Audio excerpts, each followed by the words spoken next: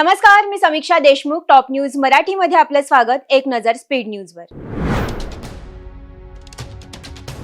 संसदेच्या अधिवेशनाला आजपासून सुरुवात. 19 डिसेंबर पर्यंत चालणार संसदेचं अधिवेशन. अधिवेशनाचा कालावधी कमी असल्यानं विरोधक आक्रमक. निवडणूक आयोगानं कायद्याचा चुकीचा अर्थ लावला. निवडणुका पुढे ढकलणं चुकीचं. मुख्यमंत्री देवेंद्र फडणवीस यांची प्रतिक्रिया. रवींद्र चव्हाण यांच्या संदर्भात आता काहीही बोलणार नाही. योग्य वेळी नक्की उत्तर देईल. उपमुख्यमंत्री एकनाथ शिंदे यांची प्रतिक्रिया. भाजप हाच मुंबईचा खरा शत्रू. खासदार संजय राऊत यांची भाजपवर टीका. मोहोळच्या अनगर नगरपंचायतीच्या नगराध्यक्ष पदाची निवडणूक स्थगित. जिल्हाधिकारी कुमार आशीर्वाद यांचे आदेश. नाशिककरांची माफी मागून गिरीश महाजनांनी तपोवनातील वृक्षतोड रद्द करावी. आम आदमी पक्षाची गिरीश महाजनांकडे मागणी.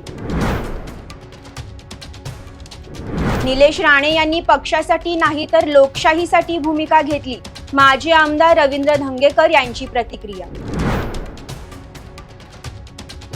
नगर परिषद नगरपंचायत निवडणूक प्रचाराच्या तोफा आज थंडावणार. रात्री 10 वाजता बंद होणार प्रचार.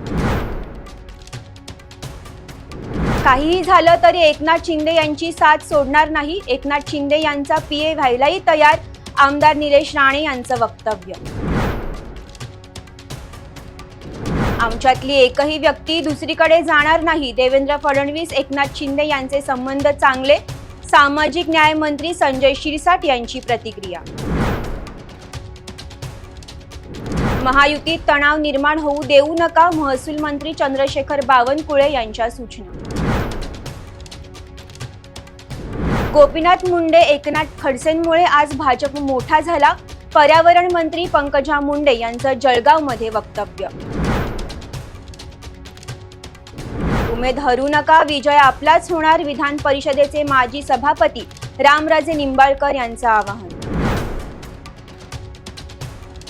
राष्ट्रवादीच्या आमदाराच्या गाडीनं मुलीला उडवलं. पुण्याच्या बोऱ्हाडेमळा परिसरात घडली घटना. घटनेचा सीसीटीव्ही व्हिडिओ आला समोर.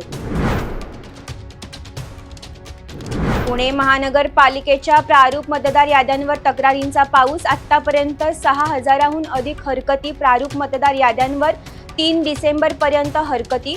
सूचना नोंदवता येणार. तुर्तास इथेच थांबूया. तोपर्यंत पाहत रहा टॉप न्यूज मराठी. आपला महाराष्ट्र, आपली बातमी.